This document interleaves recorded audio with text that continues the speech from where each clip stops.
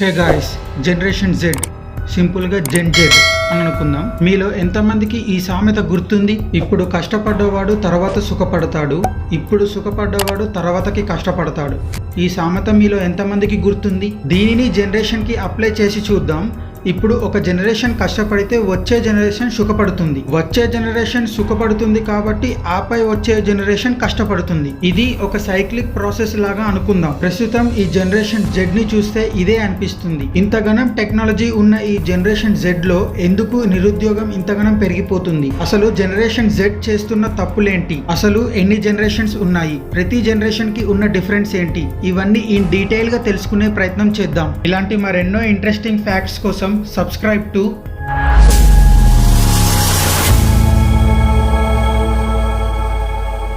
ఇంకా విషయంలోకి వెళ్తే జనరేషన్ జెడ్ గురించి తెలుసుకునే ముందు అసలు ఎన్ని రకాల జనరేషన్స్ ఉన్నాయో చూద్దాం. మొదటిది లాస్ట్ జనరేషన్, అంటే 1883 నుంచి 1900 ఈ మధ్య కాలంలో పుట్టిన వాళ్ళందరూ లాస్ట్ జనరేషన్ కేటగిరీ కిందికి వస్తారు. ఈ జనరేషన్ లో ఉన్న వాళ్ళందరూ ఎక్కువగా పీస్ అంటే ప్రశాంతంగా ఉండేవాళ్ళు. వీళ్ళకి ఎక్కువగా ఇండస్ట్రియల్ రెవల్యూషన్ గురించి ఇలాంటివి ఏమీ తెలిసేది కాదు. సింపుల్ గా పొద్దున్నే లేచామా, పని చేసుకున్నామా, ఫ్యామిలీ మెంబర్స్ తో టైం గడిపామా, వీళ్ళందరూ ఈ లాస్ట్ జనరేషన్ కిందికి వస్తారు. రెండవది గ్రేటెస్ట్ జనరేషన్.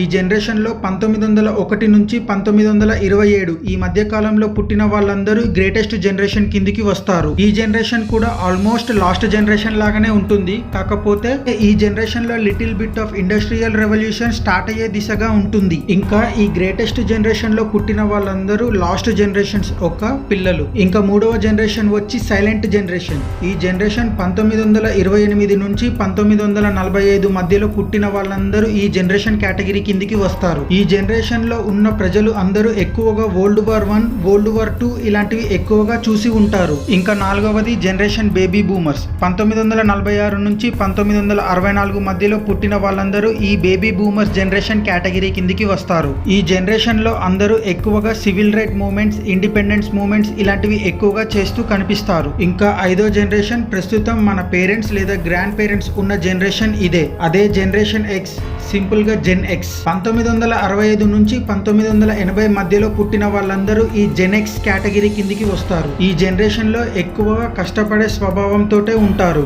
ఇంకా ఈ జనరేషన్ లో different types of diseases like AIDS ఇలాంటివి మరికొన్ని కొత్త జబ్బులు, ఇంకా ఎకనామికల్ ఇన్ఈక్వాలిటీ ఇలాంటివి చూస్తూ పెరిగారు. ఇంకా ఆరవది మిలీనియల్స్. వీరిని generation X or gen Y ఈ రెండిట్లో ఏ పేరుతో అయినా పిలుచుకోవచ్చు. ఉన్న అన్ని జనరేషన్స్ లో ది బెస్ట్ జనరేషన్ ఏమైనా ఉంది అంటే అదే ఈ జెన్ వై. 1981 నుండి 1996 మధ్యలో ఉన్న వాళ్ళందరూ ఈ జెన్ వై కేటగిరీ కిందికి వస్తారు. వీరికి వాళ్ళ ముందు ఉన్న జనరేషన్స్ వాళ్ళందరూ ఎంతో సాక్రిఫైసెస్ చేయడం వల్ల వీళ్ళకి ఒక బెటర్ లివింగ్ కండిషన్ వచ్చింది. ఈ జనరేషన్ లో ర్యాపిడ్ గా ఇండస్ట్రియల్ గ్రోత్, టెక్నాలజీ డెవలప్మెంట్ ఇలా ఆల్మోస్ట్ ఇప్పుడు యూజ్ చేసే టెక్నాలజీ మొత్తం ఈ జనరేషన్ వై కేటగిరీ వాళ్ళు తీసుకొచ్చింది. గాయ్స్, ఒక్కసారి ఈ అనలిటిక్స్ చూడండి. 98% పీపుల్ సబ్స్క్రైబ్ చేయకుండానే చూస్తున్నారు. నా కంటెంట్ మీకు నచ్చినట్టయితే ఒక్క ఫ్రీ సబ్స్క్రైబ్ చేయి బ్రో. మీ ఫ్రీ సబ్స్క్రైబ్ నన్ను మరిన్ని వీడియోస్ చేయడానికి మోటివేట్ చేస్తుంది. ఒకవేళ ఆల్రెడీ సబ్స్క్రైబ్ చేసి ఉంటే థ్యాంక్ యూ సో మచ్. ఇంకా వీడియోలోకి వెళ్దాం. ఇంకా విషయంలోకి వస్తే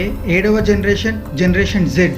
వీళ్ళని జూమర్స్ అని కూడా అంటారు. 1997 నుండి 2012 ఈ మధ్య కాలంలో పుట్టిన వాళ్ళందరూ ఈ జనరేషన్ జెడ్ కేటగిరీ కిందికి వస్తారు. నేను కూడా ఈ జనరేషన్ కేటగిరీకే చెందిన వాడిని. అయితే ఉన్న అన్ని జనరేషన్ లో ఏదైనా వర్స్ట్ జనరేషన్ ఉంది అంటే అదే జనరేషన్ జెడ్. ఈ జనరేషన్ జెడ్ లో అందరూ ఫుల్ గా డిప్రెస్డ్ గా మరియు యాంగ్జైటీతో నిండి ఉంటారు. దీనికి కారణం ఇంటర్నెట్.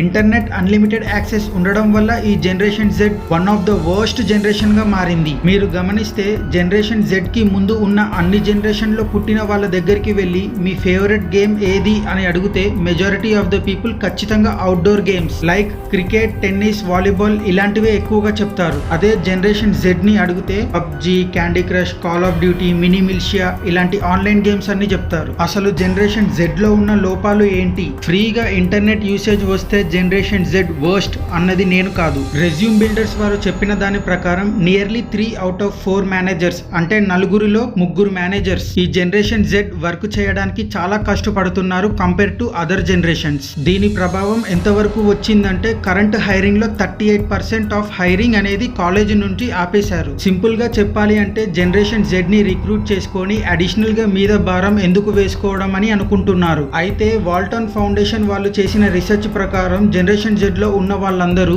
42% ఆఫ్ పీపుల్ డిప్రెస్డ్ గా ఇంకా హోప్లెస్ గా ఉన్నారు. ఒక రీసెర్చ్ ప్రకారం డైలీ 1 hour ఫిజికల్ ఎక్సర్సైజ్ లాంటిది చేస్తే డిప్రెషన్ అనేది రాదు. ఇది ప్రూవ్ కూడా అయ్యింది. కానీ జనరేషన్ జెడ్ లో ఉన్న వాళ్ళందరూ ఎప్పుడు చూసినా రీల్స్ చూస్తూ ఉంటారు తప్ప ఫిజికల్ యాక్టివిటీస్ లాంటివి ఏమి చేయరు. అఫ్ కోర్స్ కొంతమంది ఇలా ఉండరు అనుకోండి.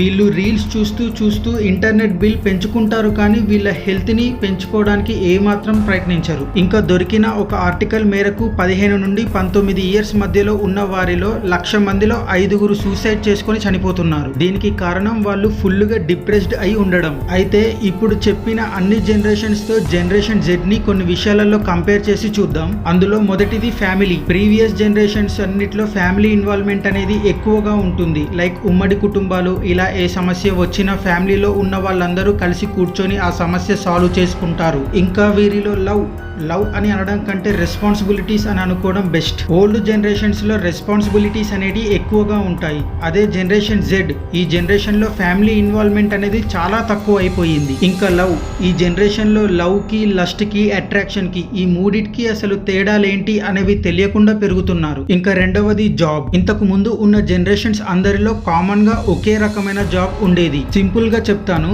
ఈ జనరేషన్ జెడ్ అనేది స్కిల్డ్ బేస్ వర్క్ మీద డిపెండ్ అయి ఉంటుంది. ఒకటే వర్క్ ని డిఫరెంట్ వేస్ లో చేయడానికి ఆలోచించేదే ఈ జనరేషన్ జెడ్. అదే ఓల్డ్ జనరేషన్ ఒకటే వర్క్, ఆ ఒక్క వర్క్ నే రిపీట్ చేసుకుంటూ ఉండేవారు. అయితే ఇక్కడ మీకు ఒక క్వశ్చన్ రావాలి. అదేంటంటే ఒకటే వర్క్ ని డిఫరెంట్ వేస్ లో చేస్తే మంచిదే కదా? ఎస్, కరెక్టే.